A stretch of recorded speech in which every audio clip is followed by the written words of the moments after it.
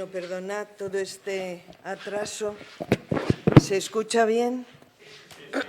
Gracias.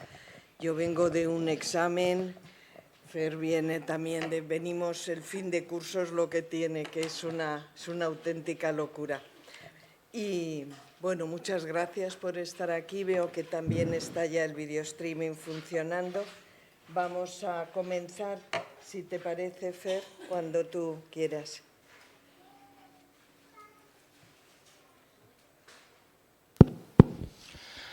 Bueno, muy buenas tardes.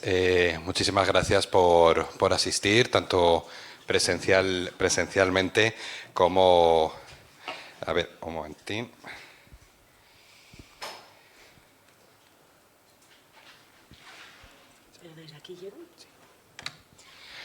Disculpad. Repito, bienvenidas y bienvenidos a esta nueva sesión de Científicas de Letras. Muchísimas gracias por vuestra presencia, tanto física aquí en la calle San Fernando, en la sede universitaria de Ciutat d'Alacant, como a las personas que nos están viendo a través del video streaming. Bueno, una nueva sesión de esta, bueno, pues de este Aula Científicas de Letras 2025. Ya vamos por la quinta. Y es verdaderamente un verdadero privilegio poder contar hoy aquí tanto con María Matilde, compañera y conocida como Tilde, pero bueno, su nombre, María Matilde, compañera de la Asociación CLIAS, miembro de la Junta Directiva, y la profesora Inmaculada Fernández Arrillaga, que tendrá pues, el papel de presentar y moderar esta presentación del libro Crónica Anónima de la Provincia del Perú, Diario de un Jesuita Desterrado. Bueno, yo no como más tiempo, simplemente recordar que esta es la última sesión antes del verano. Tomaremos un merecido descanso estival y volveremos en septiembre. Recordad también que esta sesión se grabará y que podéis ver las anteriores sesiones de Científicas de Letras en la web de la Asociación CLIAS, ¿vale? Tenéis luego aquí estas carpetitas por si queréis llevaros, que ahí aparece también la web donde podéis consultar. Así que nada, cedo la palabra y repito, muchísimas gracias por estar aquí hoy. Gracias a ti, Fer, por esta presentación. Yo lo oigo fatal. ¿Se oye bien? ¿Dejamos la luz encendida que da más calor o apagamos? Pues la dejamos encendida ahora y cuando vayamos a poner el power la apagaremos. Vale, pero... Es que ya si nos dices cómo. Sería un detalle. Fer. Bueno, pues comenzamos, si les parece. La verdad es que, bueno, más que un placer o un honor, es un logro estar aquí hoy junto a Tilde, una de las editoras del libro que presentamos, y lo digo porque hace así como 10 años que emprendió este viaje sin un destino claro, pero eso sí, con el tesón, con la ilusión y con el férreo espíritu investigador que ha hecho posible que arribe a buen puerto en esta muy cuidada publicación. Matilde Mas Congost comenzó la ardua labor de transcripción, nada fácil, es una letra del 18 clara, pero nada fácil. El estudio de este diario y presentó las conclusiones en un inicio como el trabajo de investigación para la obtención del Diploma de Estudios Avanzados, el DEA, que es como se llamaba antiguamente, lo que ahora sería más o menos un máster. Esto fue en 2014. Se trató de una detallada memoria que abarcaba el análisis sobre las reflexiones que este religioso, que este jesuita, hacía sobre la forma en la que vivieron la expulsión, el viaje del destierro y el posterior exilio. Ahora bien, faltaba la perspectiva previa, faltaba cómo era esa provincia de Perú antes de la expulsión y cuál era el perfil personal que tenían aquellos jesuitas que fueron expulsados de la monarquía hispánica por Carlos III. Y aquí entró el segundo protagonista de esta edición, Adolfo Domínguez. es un jesuita peruano cuya participación, pues la verdad es que ha sido clave para entender partes muy importantes del manuscrito que estaban en latín y podríamos decir que no es nuestro fuerte. Él además presentó una perspectiva sobre cómo eran los colegios, los noviciados, las casas que tenían los jesuitas en esa provincia canónica del Perú y nos presentó pues toda una geografía para nosotras desconocida, además de presentarnos a todos los jesuitas que hasta ese momento, hasta el momento del destierro, vivían en la provincia del Perú.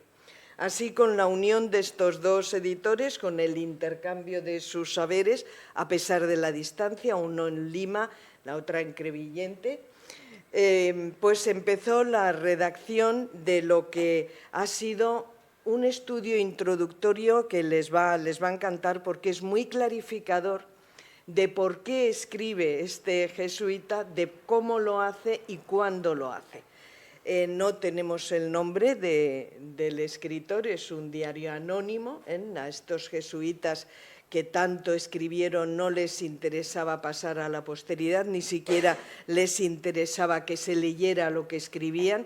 Ellos lo hacían sencillamente para justificar su verdad y también pues, como una terapia, yo creo, es lo que ahora llamaríamos una manera de superar a nivel personal y de explicarse a sí mismos qué era aquello. Bueno, pues gracias a este trabajo que se ha alargado en el tiempo por su dificultad y por una terrible pandemia que en la primavera del 2020 pues, contuvo el pulso de todo el planeta, nos acercamos hoy a este manuscrito. Es un diario en el que se vislumbra esa cotidianeidad, ese vivir día a día de estos religiosos en las legacías pontificias y yo creo que estamos ante un trabajo de una rigurosidad histórica auténticamente ejemplar y que nos introduce en ese traumático destierro, en ese exilio que la verdad es que sobrecogió a toda la Europa de finales del 700. Yo no sé si dejarlo aquí o quieres que hable un poco de ti. Vale, pues voy a hablar de Tilde. Sí, te he dicho que no. Yo conocí a Tilde en uno de esos cursos de doctorado, esto que les decía que se cursaban tras terminar los estudios de grado, antes de que aparecieran estos másteres, lo que en la actualidad cierra los estudios reglados. Asistí a las clases con un grupo de alumnas de su edad, Isabel, Marga y Pilar. Quédense con esto, de su edad. ¿Por qué lo digo? Bueno, pues porque ellas, como yo, se matricularon en historia tarde, de mayores, y soportaron, como yo, los típicos prejuicios que acompañaban a las mujeres que osábamos y nos decidíamos por estudiar cuando ya no tocaba. Para la mayoría de los profesores éramos amas de casa aburridas que queríamos entretenernos en algo que no nos competía, o éramos tan ignorantes que habíamos llegado a la universidad muy tarde, éramos, si no, pues excéntricas que nos interesaba rejuvenecer junto a los chiquitos.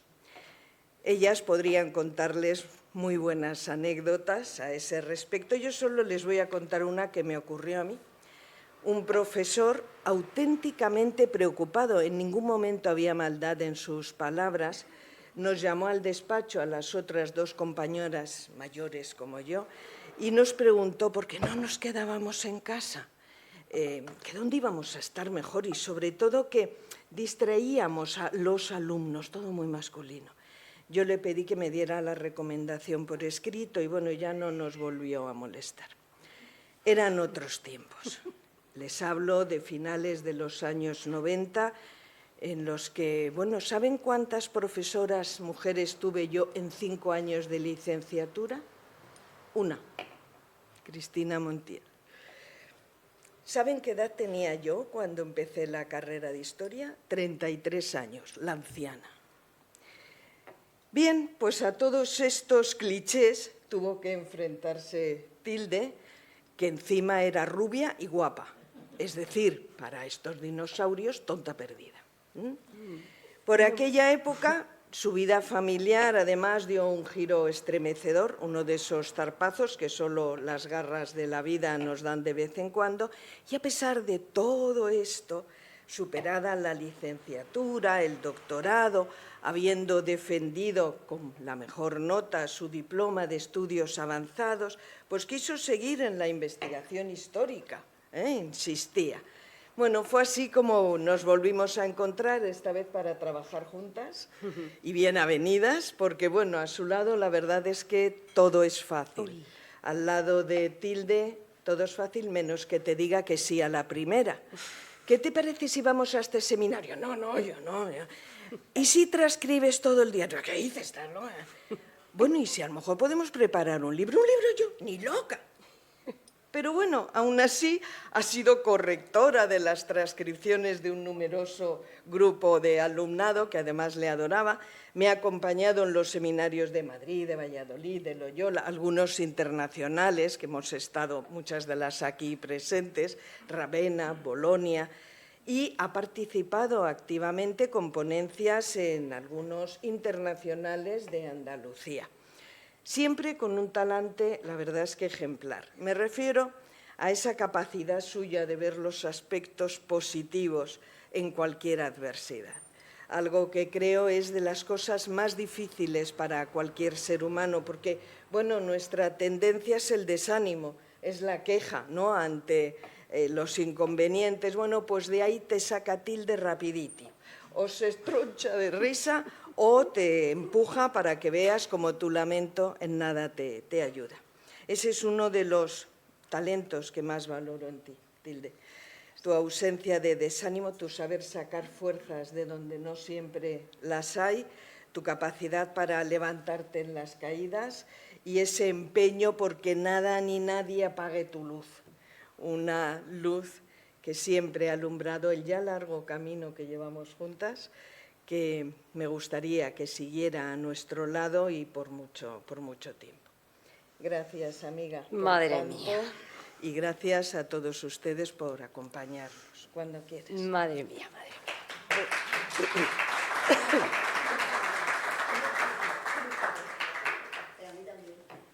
Vosotras decidme, vosotros y vosotras, después de estas palabras, ¿qué digo yo? ¿Qué digo yo? El otro día me pasó lo mismo, ¿qué digo yo? Pero bueno, estoy acompañada hoy de gente muy maja. Os esperaba a todos los que estáis aquí. Muchísimas gracias. Bien, buenas tardes, Inma. Muchas gracias por tus palabras. Y agradecerte por partida doble tu presencia hoy aquí, que sé que ha sido muy difícil, pero bueno, aquí estás. Y estás en este acto que te lo agradezco muchísimo. Y también a Isabel Salmauro. A la Universidad de Alicante y a la Pontificia de Comillas por hacer posible la publicación de este libro. A Julio Martínez, que le echo muchísimo de menos, por su paciencia conmigo estos días, que la verdad no sé cómo me ha aguantado. Al otro autor, como ha dicho Inma, Adolfo Domínguez Jaime, que por motivos de distancia no está hoy con nosotros, está en el Perú. Al mismo tiempo, quiero pediros disculpas por esta magnífica voz que tengo hoy de tiple o de soprano, como queráis llamarlo, que se me ha quedado después de un constipado que no me ha dejado pegar ojo en toda la noche. En toda la noche he dormido, aunque no se note, Y pues de verdad agradeceros vuestra presencia en este acto, amigas, amigos, crías, compañeras. Muy buenas tardes. Muy buenas tardes. Bien, empecemos. Es un placer para mí estar aquí y presentaros, después de un larguísimo estado de gestación y posterior parto, un libro basado en la transcripción de un diario anónimo de un jesuita residente en Perú, concretamente en Lima. Quien me conoce sabe que no soy muy dada a hablar en público. De hecho, creo que es mi tercera vez que lo hago y siempre junto a otra persona en el atril, pero dadas las circunstancias y la importancia que ha tenido para mí este libro, creo que ya me tocaba. Bien, vamos a ver si esto va. Sí.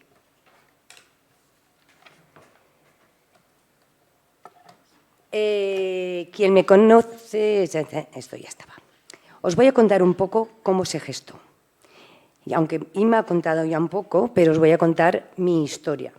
Después de realizar mis estudios de licenciatura en Historia, fui a la facultad a saludar a mi profesora y amiga Inma Fernández Arrillaga. Un día me convenció para transcribir unas 10 u 11 páginas de un diario procedente de la Biblioteca Nacional de Florencia, sobre un jesuita desterrado del Perú. Cuando las tuve terminadas, me dijo: «Uy, si creo que el diario es un poquito más largo, deberías terminarlo». «Claro, claro», fue mi contestación. Y tanto que lo era. 735 páginas, 2 tomos, y no hubo más, porque se ve claramente que el diario está inacabado, con unos puntitos suspensivos. Además, creemos que hay un tercer volumen en Florencia, que, por cierto, habrá que ir a buscarlo y terminarlo. Bien, sigo. Una vez transcrito el primer tomo, realicé el DEA, la Diplomatura de Estudios Avanzados, lo que ahora se entendería por el trabajo de fin de máster. Sobre esta transcripción, y una cosa lleva a la otra, que fue acabar con los 2 diarios.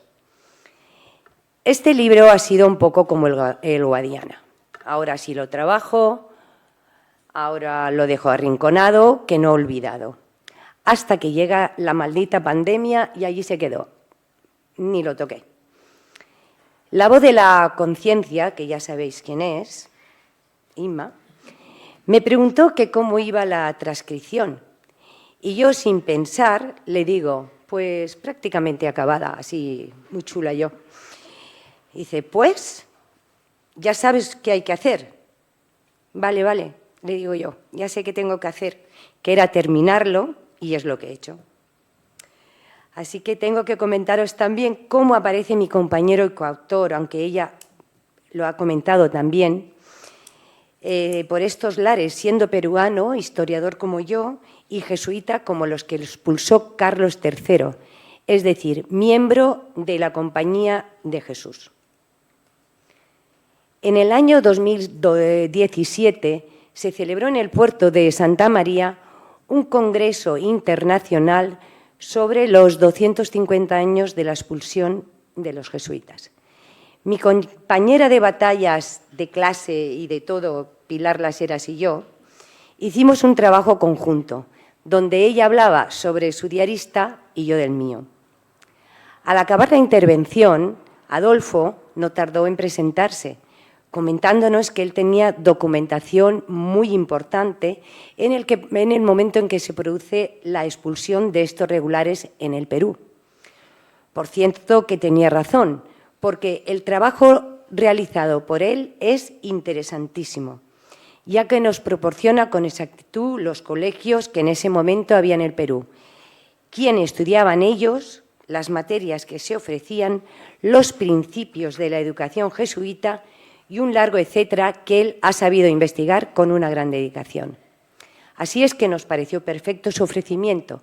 Enseguida le dijimos que sí, que podíamos realizar un libro conjunto que creemos que nos ha quedado bastante bien, ya que se complementan perfectamente las dos vertientes. De una de ellas, por cierto, Adolfo acaba de defender su tesis doctoral en Lima. Hecha esta pequeña introducción, os hablaré sobre su temática, a grosso modo, porque, como veis, el libro es muy extenso y no quiero alargarme. ¿Veis? Es un poquito gordito. El libro que os voy a presentar es fruto de la lectura pausada y muy atractiva de este manuscrito de época moderna, es decir, del siglo XVIII.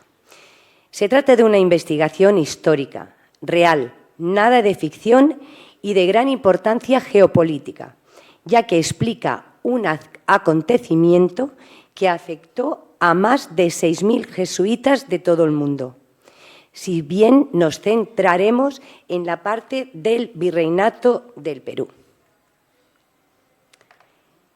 En el año 1767, a mediados del 18, Carlos III expulsa a los jesuitas de todos sus territorios, de Filipinas, de Hispanoamérica y del actual Estado español. Estamos hablando de la orden religiosa más potente del momento. Estamos hablando de hombres de un estatus académico y religioso del más alto nivel. Y no se va a quedar contento Carlos III con esto, que además va a extinguir la orden, pero eso lo veremos más adelante.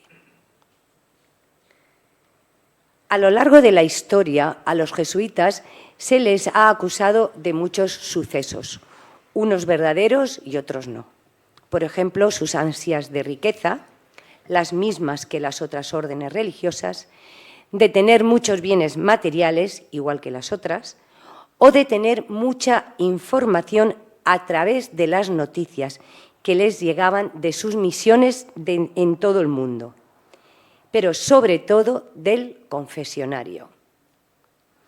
Este sí que era su auténtico poder, la información que tenían, que superaba a cualquier monarca, y de ahí que con su expulsión el rey se garantizaba privarles de ese control informativo y poder desarrollar totalmente su autoridad. Se puede entender cómo les afectó esta orden del rey, porque no imaginaban que, al igual que en Francia y Portugal, donde sus compañeros de orden ya habían sido expulsados, llegaría también a territorio de la muy católica monarquía hispánica. La palabra que ahora diríamos es que después de recibir esa orden se quedaron en estado de shock. Los jesuitas, como todos los regulares, profesan 3 votos: obediencia, pobreza y castidad. Pero a diferencia de las otras órdenes religiosas, ellos tienen además un 4º voto, que es el de la obediencia total al Papa, lo que les servía de excusa para no hacer caso en ocasiones muy concretas a las órdenes de los reyes. Lógicamente, esto acrecentaba la amenaza que los monarcas veían en ellos. Nos vamos a acercar a la vida de aquellos religiosos a través del jesuita que nos ocupa, de la persona que escribió el diario que os presento, a muchos kilómetros de distancia de su patria, y que su misión era la enseñanza en el Perú, concretamente en Lima, en el Colegio Máximo San Pablo, o también existente con el nombre de San Pedro, que es este que veis aquí. A partir de ahora le llamaremos diarista, ya que es un personaje anónimo, peninsular, aunque él no lo dice, y lo descubrimos en el escrito posteriormente. La ausencia de su nombre también puede deberse a la clandestinidad de estos escritos, o a que se trate de un borrador, o que el autor dejará para el final, en condiciones más oportunas, el título y su nombre. La verdad es que no lo sabemos. Lo que sí que conocemos es que estos diarios son documentos importantísimos.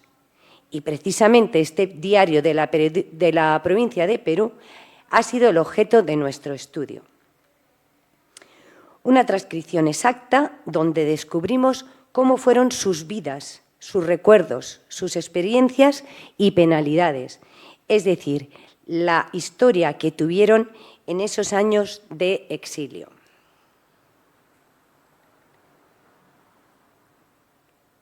Son documentos excepcionales que aportan gran cantidad de datos, interpretando los hechos históricos que se sucedían, donde ellos reivindicaban su permanencia a una orden que había dejado de existir, pero de la que se sentían enormemente orgullosos.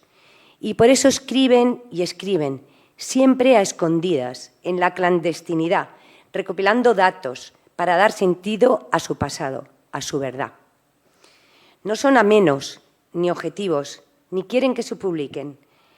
Lo que se pretende con ellos es justificar la inocencia de la compañía, hacer apología de ella, a la que aman por encima de todo y seguir escribiendo cada día. Es común que se hicieran copias de ellos, a veces más de una, y han podido sobrevivir gracias a que los mismos autores las mantenían bien escondidos, ocultándonos bajo los ladrillos, en falsos fondos de los baúles o incluso metidos entre la ropa y el cuerpo. En fin, tenemos este magnífico diario gracias al esfuerzo y tesón de este jesuita, anónimo, como ya dijimos, que ya es para mí como si fuese de la familia, con bastante buena letra, no me voy a quejar, al que he podido transcribir y me ha encantado conocer.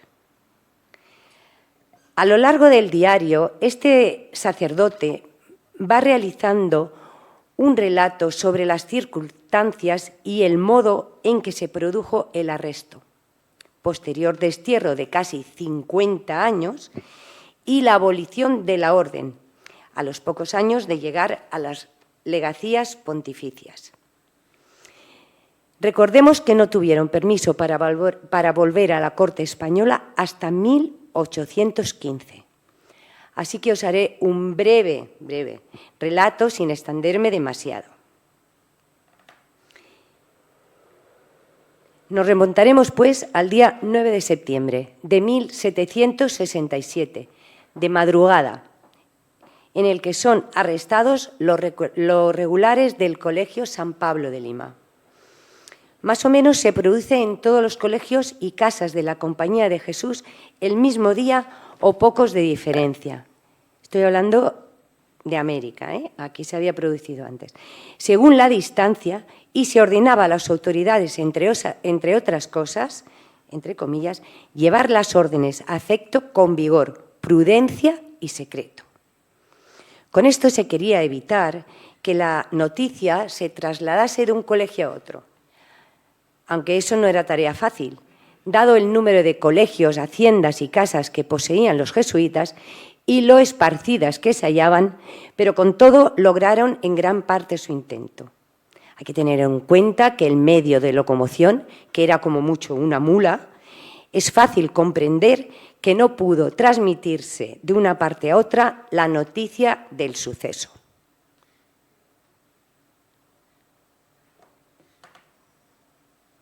Porque imaginad el susto cuando estás muy tranquilo en tu habitación, descansando, y te despiertan gritos y un gran tumulto de más de 500 soldados. Los jesuitas no daban crédito a lo que estaba pasando. Se cierran las puertas del colegio y son detenidos en sus mismas casas. Según su diario, y lo digo tal cual, con el sable en la mano y el fusil con la bayoneta calada. Son escoltados y llevados todos juntos a la sala capitular o a las capillas. Les hacen entregar las llaves del colegio, del archivo, de la iglesia, de la sacristía. A ellos les dejan solamente con su breviario y un poco de ropa, para posteriormente leerles el Real Decreto de Carlos III. ¿Ahí lo veis? Aquí tenéis la pragmática sanción por la que se les expulsaba.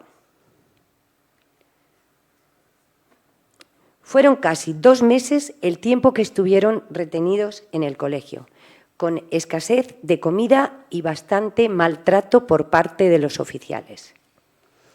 Estaban deseando salir de esta situación, pero no sabían lo que se les venía encima. Ignoraban las incomodidades que tendrían que soportar en la siguiente etapa, que era la navegación hacia Cádiz. Efectivamente, el viaje se realizó en el navío San José, que era de pequeñas dimensiones. Pero aún se redujo mucho más el espacio habitable cuando le dijeron al capitán que tenía que transportar a 200 jesuitas, más los soldados y los marineros, que eso haría un total de más de 300 individuos. Como había solo 137 catres, la solución que dio el virrey es que se acomodasen de 2 en 2 y unos dormirían de día y otros de noche. Las penalidades que nos cuenta el diarista son estremecedoras. Hacinados, con poca ropa, con poco tabaco, algo para ellos fundamental. Y la poca comida que les daban estaba en muy mal estado y con muchos bichitos a su alrededor. Por supuesto, la comida de los oficiales nada tenía que ver con la suya, y el comportamiento hacia ellos normalmente era de burla y ofensas. En Callao les aguardaba la sorpresa del embarque de 200 jesuitas más en el mismo barco. Ya vamos por 500 en el mismo barco. Muchísima más incomodidad y estrechez.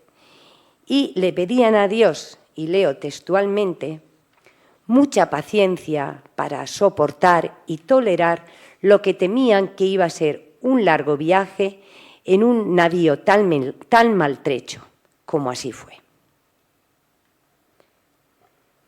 Su nueva etapa fue Valparaíso, donde el diarista habla con mucho respeto y mucho afecto de sus habitantes, que aunque no les permitieron bajar a tierra, sí se les podía visitar en las embarcaciones.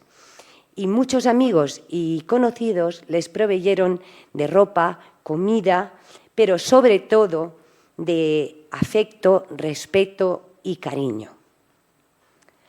A los pocos días empezaron una larga travesía que les llevaría hasta Cádiz, concretamente hasta el puerto de Santa María,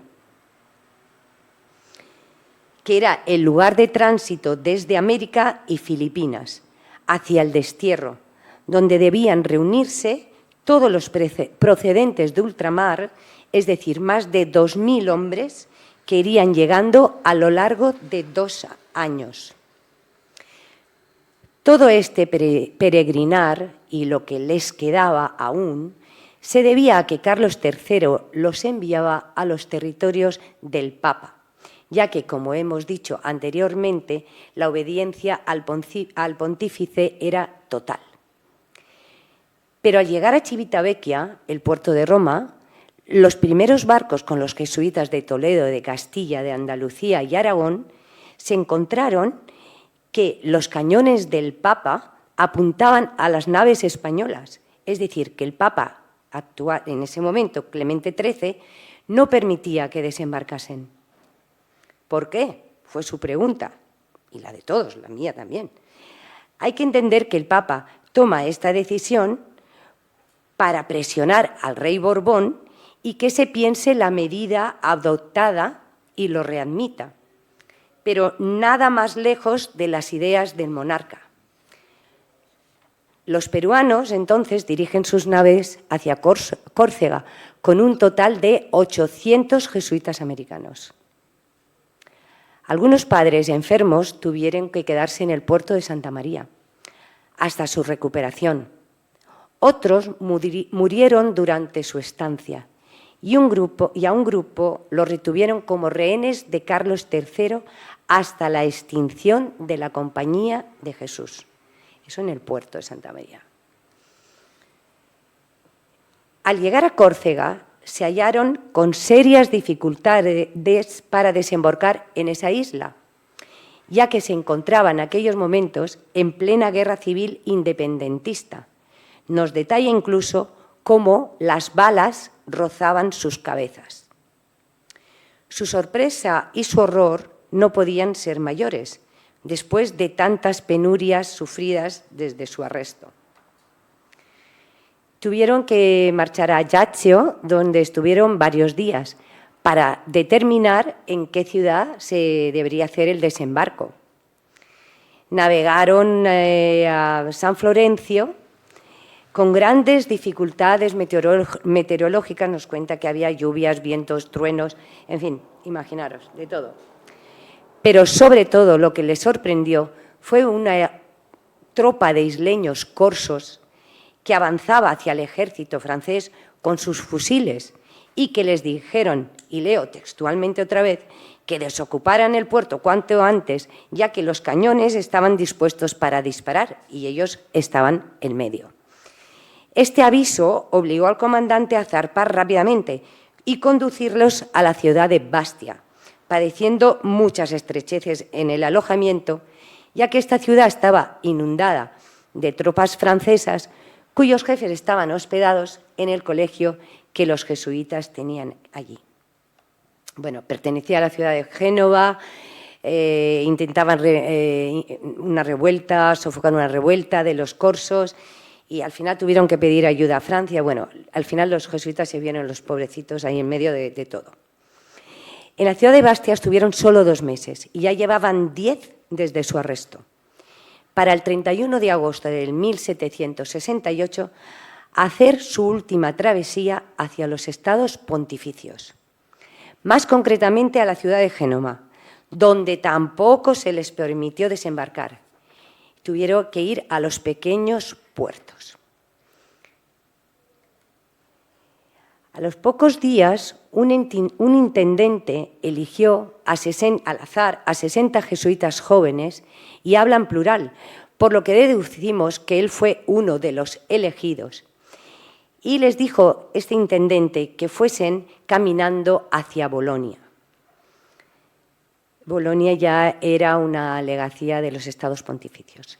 Los comentarios que realiza en esta parte de su escrito son muy tristes, ya que describe el gran esfuerzo de estos regulares para mantenerse en pie por esos caminos difíciles y desastrosos, subiendo y bajando montañas. Siempre habla del tiempo, de la temperatura, de las lluvias, en fin, horrible. Mucha de la gente que encontraban les daban alimentos y tuvieron que pedir asilo en casas, otra vez, para poder descansar y no quedarse en la intemperie. Algunos jesuitas no concluyeron esta odisea y murieron por el camino. Pasaron por el estado de Parma, Reggio, Módena y, aunque seguían con la misma escasez, se sentían cada vez más cerca de los estados pontificios y eso les daba muchas fuerzas para seguir. Finalmente llegaron a la ciudad de Bolonia, ya sujeta al Santo Padre, como os he dicho, y desde aquí se les asignaron diferentes legacías, ciudades, dentro de los estados pontificios para poder instalarse. A los peruanos se les asigna para vivir la ciudad de Ferrara, igual que a los valencianos y aragoneses. Siguiendo con su diario, vuelve a comentar las penurias que tuvieron que soportar los primeros días en Ferrara, con hambre, con frío, hasta que finalmente encuentran viviendas, no siempre estando a su alcance económicamente. Los precios se los subían como 3 veces más. Tuvieron que aguantarse, claro. Pero poco a poco se van acoplando a la ciudad. Incluso conviven con seglares. No tienen ningún problema entre ellos, ninguna acusación ni escándalo, según nos relata. Eso para ellos era muy importante. Ellos querían pasar completamente desapercibidos. No querían tener ningún tipo de problemas. Y hay que tener en cuenta que en la ciudad vivían ya más de 800 jesuitas, entre españoles y americanos. Y no había mucho sitio donde alojarse. Así que ya lo que os he dicho, se alojaban donde buenamente podían. Bien, y es a partir de este momento en que el protagonista da un cambio radical al diario y deja de contarnos y de relatarnos ese día a día al que nos tenía acostumbrados y de los miembros de la Compañía de Jesús para centrarse en otras cuestiones más burocráticas y técnicas, en las que su futuro y el de todos los jesuitas se verán en peligro de extinción, como así fue. Tras la intimidación y expulsión de los jesuitas de los dominios de Carlos III, las cartas diplomáticas entre ministros, príncipes, reyes, virreyes, de todo, que nos describe con todo lujo de detalles, durante años van a ser su pasión. También hay muchas cartas sobre la petición de extinción total de la compañía y sobre el Papa que finalmente la firmó. Clemente XIV. Ya supondréis que no habla precisamente muy bien de él, lógicamente.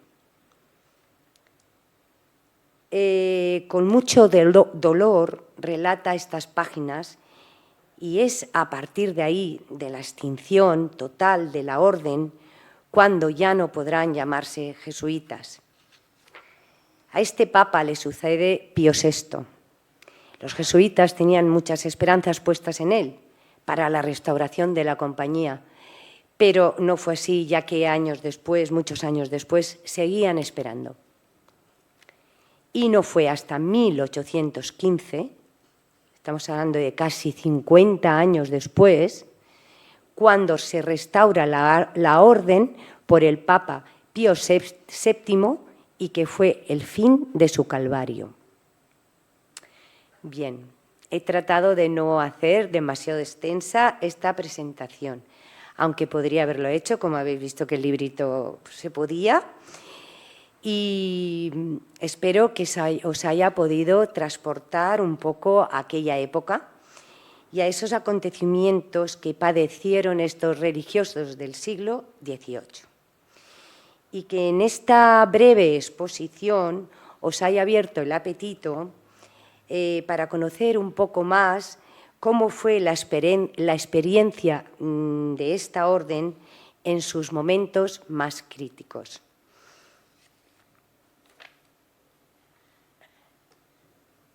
Este trabajo va dedicado a ellos y sobre todo al diarista que nos ha ofrecido su diario, es decir, toda su vida. Ad maiorem Dei gloriam, que significa para mayor gloria de Dios. Muchas gracias.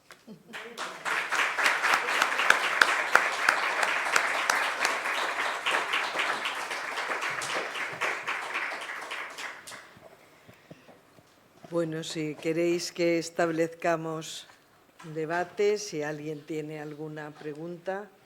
María. María, ¿tú? ¿Tú? ¿Tú quieres hacerme alguna pregunta? No, yo soy buena.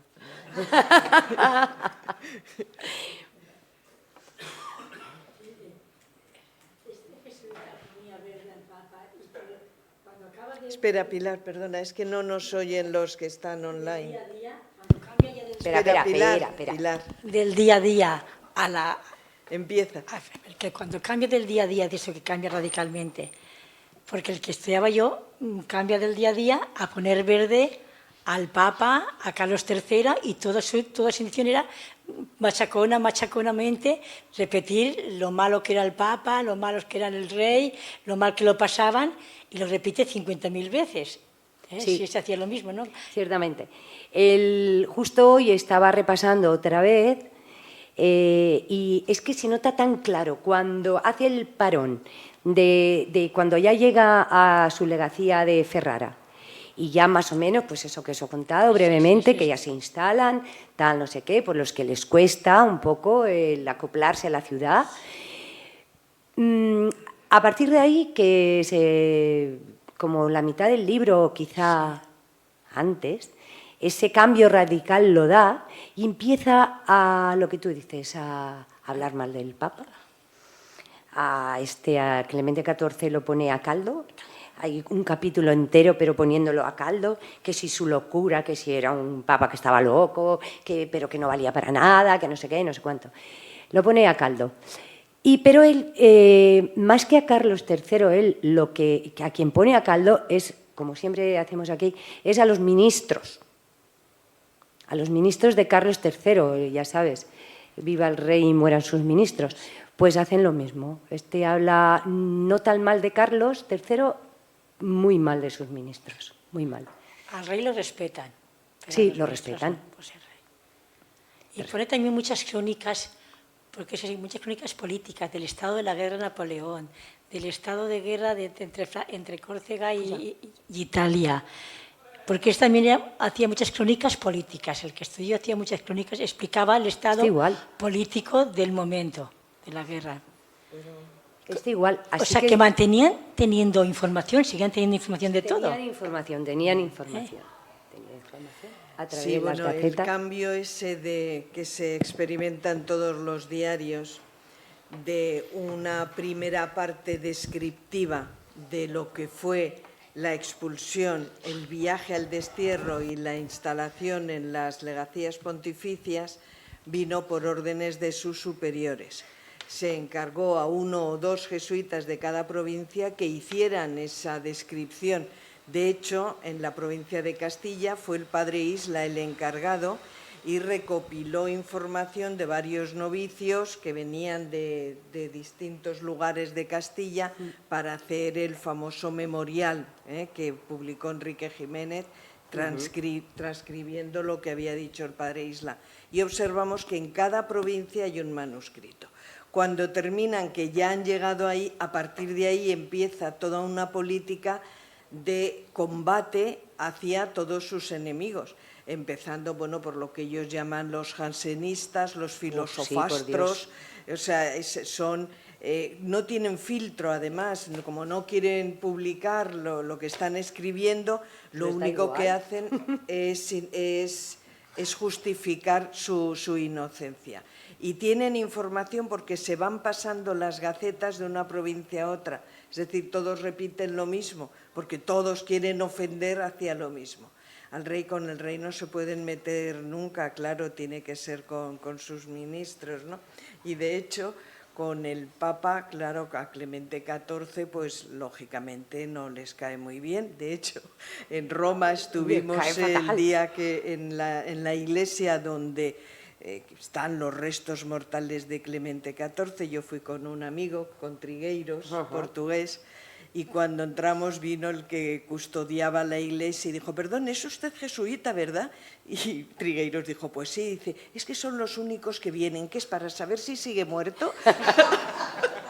Porque efectivamente no iba nadie más. Pues yo creo que además también le tendrían ese respeto al rey, te pregunto, porque les daba la pensión todos los meses, y los españoles tenían esa pensión, cosa que los otros no la tenían. Igual por eso no se metían tanto con el rey, o era su respeto, no sé. Podía ser las dos cosas, esta también mandaba. Tampoco era mucha su pensión, pero vamos, tenían ese respeto hacia el rey. Pero vamos, lo que es con el Papa, nada. Y esas cartas son inmensamente largas, un poco aburriditas, pero repetitivas. La primera parte del diario es muy amena, escribe en primera persona además y tal, está muy bien. Pero lo otro es arduo, pero bueno, hecho está. Beatriz. ¡Ey, Bea!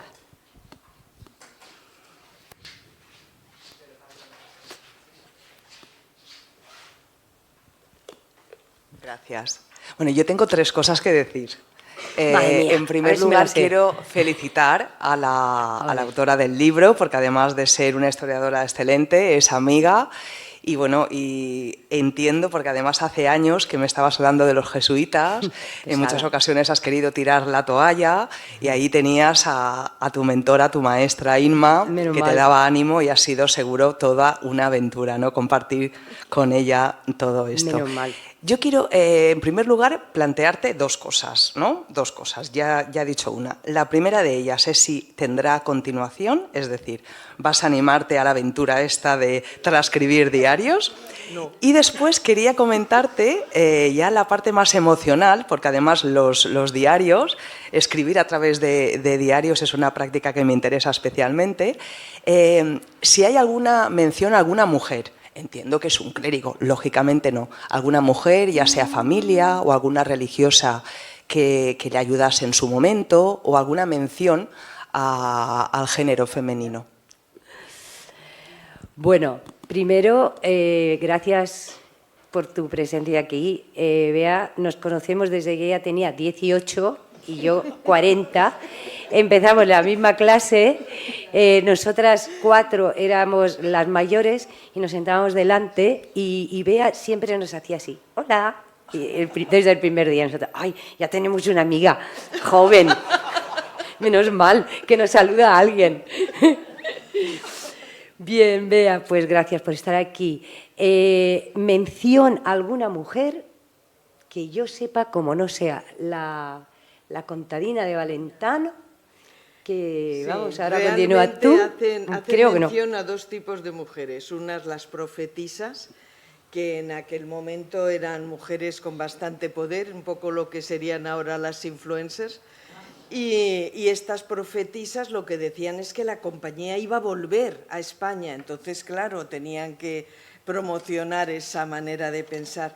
Y hay otra mención en muchos diaristas, en este no, porque no encontramos esa segunda parte que a lo mejor tiene que volver Tilde a Florencia a buscarla, pero al final hacen referencia a sus propias mujeres, porque muchos de los jesuitas que no habían realizado los votos superiores, es decir, que no eran sacerdotes, se casaron y tuvieron hijos. Y estas mujeres al final fueron las que les cuidaron en su vejez, en la vejez de todos. Es muy divertido observar cómo al principio es un anatema, fulanito se ha casado.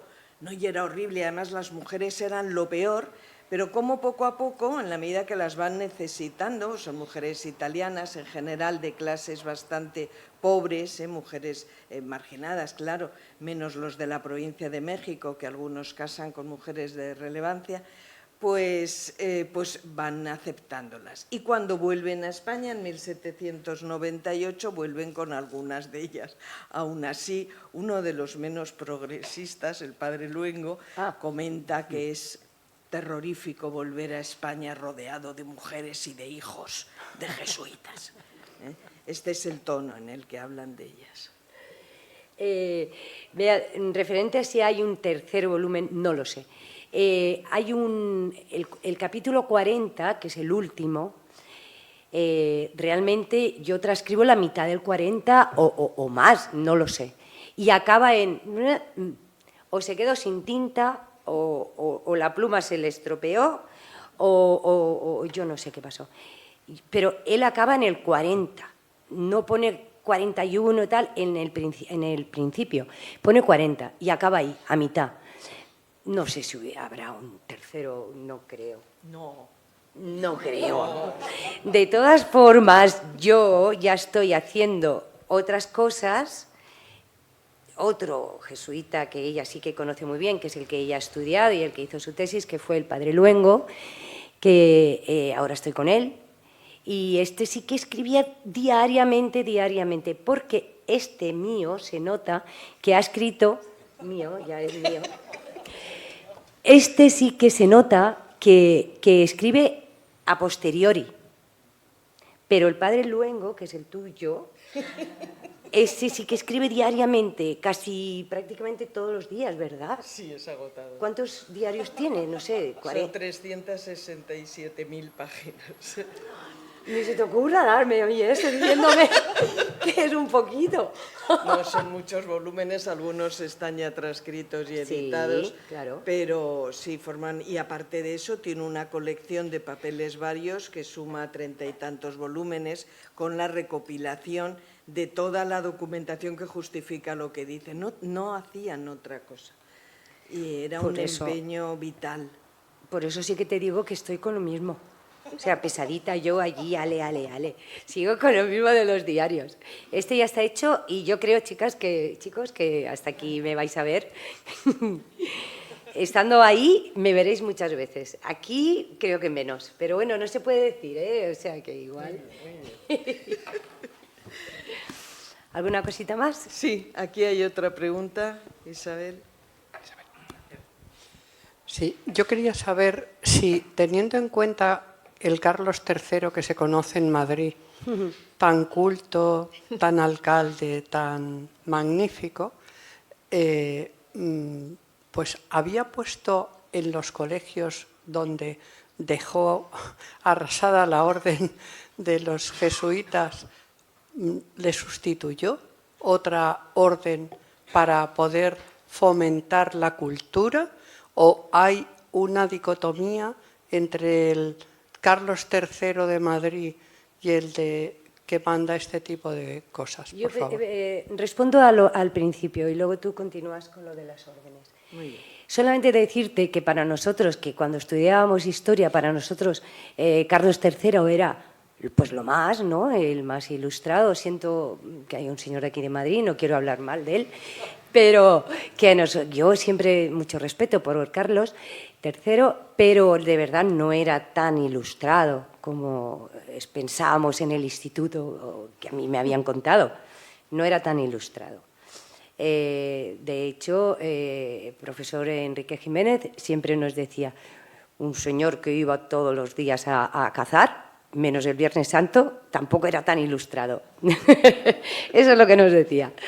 Y dicho esto, paso a Inma el resto. Es verdad, la leyenda blanca que hay con respecto a Carlos III es absolutamente injustificada, ¿no?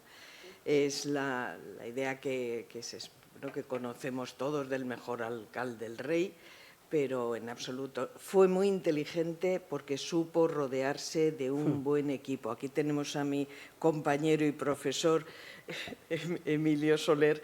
Él fue además político y siempre decía, lo más importante es saberte rodear de un buen equipo. Y es cierto.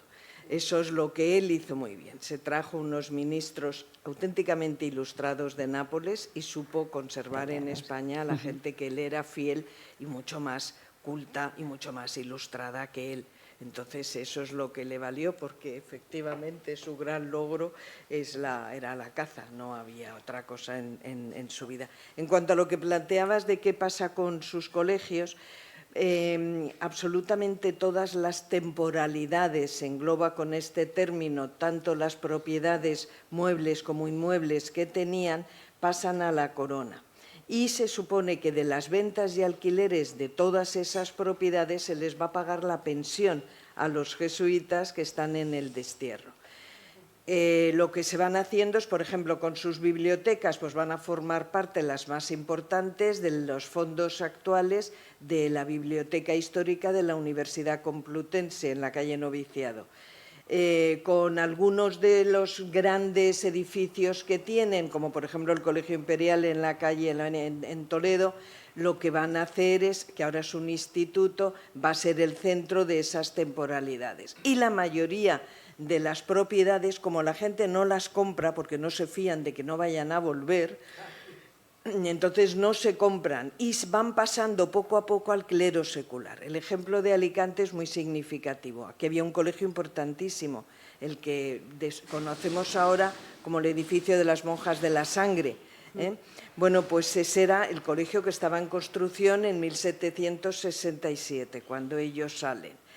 Va a pasar, se abandona, va a pasar a ser cuartel, va a pasar por ejemplo, los que vienen, los tabarquinos que vienen de Italia, pasan también hay un tiempo, se utiliza para varias cosas.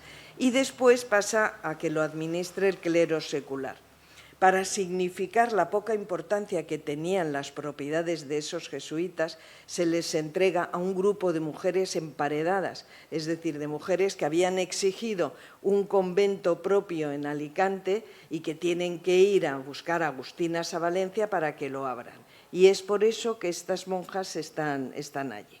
Entonces, es muy diversa la casuística de cada colegio, cada noviciado. El noviciado en Madrid, el metronoviciado, pues pasa también. Quiero decir que, en general, lo que pretende Carlos III, que es pagar la pensión y que se les paga religiosamente, hasta 1814, lo que pretende va a ser que, al contrario, en vez de quedarse el Estado con gran parte de esas propiedades, se va a quedar el clero secular con ellas.